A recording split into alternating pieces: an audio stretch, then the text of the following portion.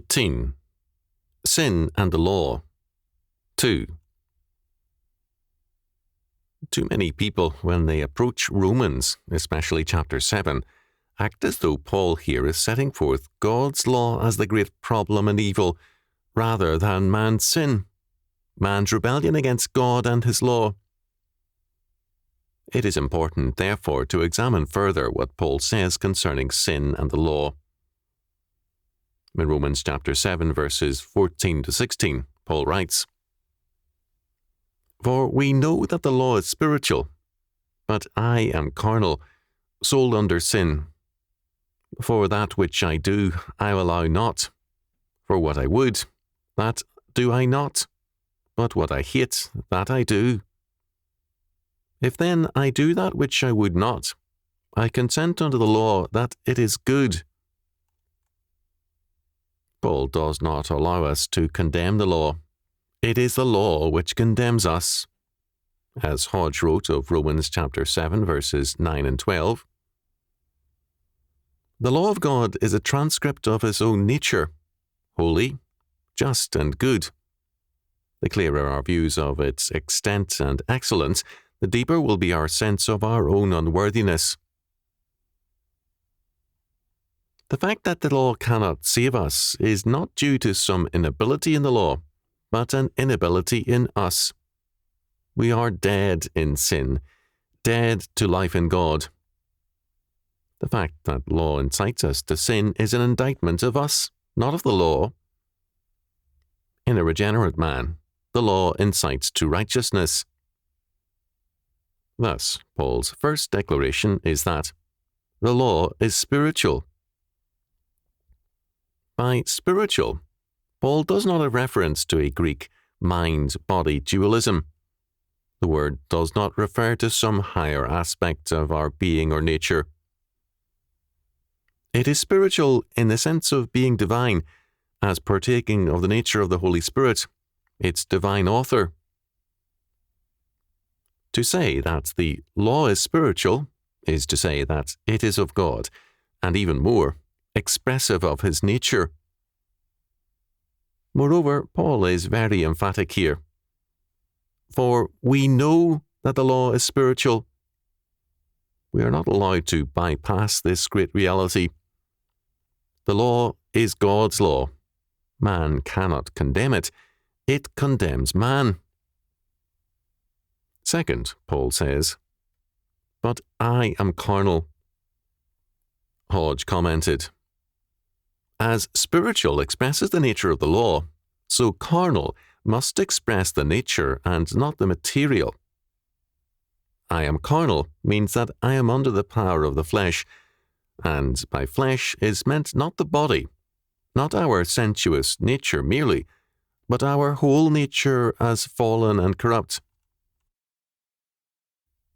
It includes all that belongs to men apart from the Holy Spirit.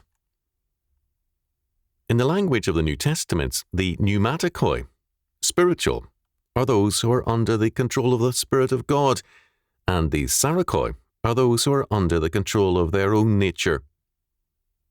As, however, even in the renewed, this control of the Spirit is never perfect, as the flesh, even in them, retains much of its original power. They are forced to acknowledge that they too are carnal. There is no believer, however advanced in holiness, who cannot adopt the language here used by the apostle. In 1 Corinthians chapter 3, verse 3, in addressing the believers, he says, "Are ye not carnal?" In the imperfection of human language, the same word must be taken in different senses. Sometimes carnal means entirely or exclusively under the control of the flesh. It designates those in whom the flesh is the only principle of action. At other times, it has a modified sense and is applicable to those who, although under the dominion of the Spirit, are still polluted and influenced by the flesh. Thus, Paul precludes himself and all men from judging the law. The law judges them because they are sinners. Man is a creature, a fallen creature. He has broken God's law and is therefore under condemnation. Third, Paul adds that he is sold under sin. This means sold into slavery, given up to its service and life. Our Lord says, "Whosoever committeth sin is the servant of sin." John chapter 8, verse 34. This means that man cannot free himself from sin. There is no escape. Sin has become so basic to his being morally that he cannot separate himself from it. He is a sinner. The law is not bondage. Sin is. The law brings home to man his bondage. It indicts and condemns. But, fourth, so too does his own being. For that which I do, I allow not. For that I would, that I do not. But what I hate, that I do. The sinner finds that sin has dominion over him. The promise to the regenerate is, "For sin shall not have dominion over you, for ye are not under the law," that is, under the indictment of the law, "but under grace," that is, in and under the power of God's grace. Romans chapter 6, verse 14. The sinner, in all his being, is under the indictment of the law and under its dominion. He is in bondage, and he finds himself doing what he knows he should not do, and to a degree does not want to do. An unregenerate man confessed his compulsive adultery to me, saying, "My wife is sensationally beautiful and sexy, but I can't avoid wanting to sleep with every cheap tramp I run across. They excite me, and my wife bores me. I must be crazy or something." He was right, up to a point. At least one or two of the women he was sexually involved with were painfully poor, quote, competition, end quotes, to his wife. However, while he was ready to say he might be crazy or something, he was more ready to ascribe it to a strong male sexual urge, certainly not to sin. What was clear was that he was about to lose a beautiful wife who was a showpiece and a source of pride, despite his belief that he was a fool not to keep her and be faithful to her. What I hate, that I do. No amount of rational evaluation can nullify the will to death, which is sin.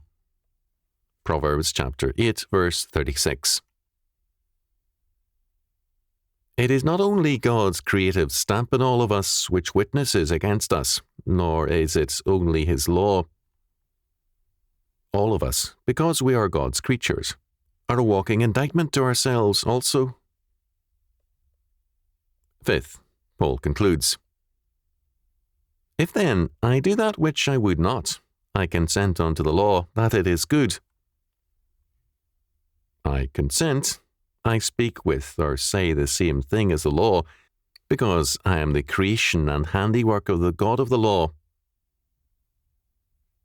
The sinner affirms the law in all his being. The word consent, supheme, to speak with, is only once used in the New Testament by Paul here. It implies a close agreement, like members of a chorus speaking together. This is an amazing image. The law speaks, and the sinner is part of a great chorus which amplifies and repeats the sentence of God's law. David tells us that this consent is part of a cosmic chorus. "Thou hast beset me behind and before, and laid thine hand upon me." Such knowledge is too wonderful for me. It is high. I cannot attain unto it. Whither shall I go from my spirit, or whither shall I flee from thy presence?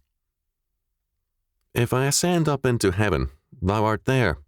If I make my bed in hell, behold, thou art there. If I take the wings of the morning and dwell in the uttermost parts of the sea, even there shall thy hand lead me, and thy right hand shall hold me. If I say, surely the darkness shall cover me, even the night shall be light about me. Yea, the darkness hideth not from thee, but the night shineth as the day. The darkness and the light are both alike to thee. Psalm 139, verses 5 to 12.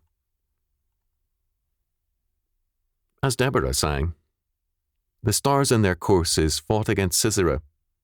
Judges chapter 5, verse 20. Paul gives us in Romans a mighty indictment of sin and a vindication of God's law. Romans chapter 3, verse 31. He sets forth the sovereignty of God in His grace and in the redemption of man. Sin is serious because God's law is serious. Sovereign grace is necessary for salvation because sin is death, and the sinner is sold under sin and is a captive to his sin.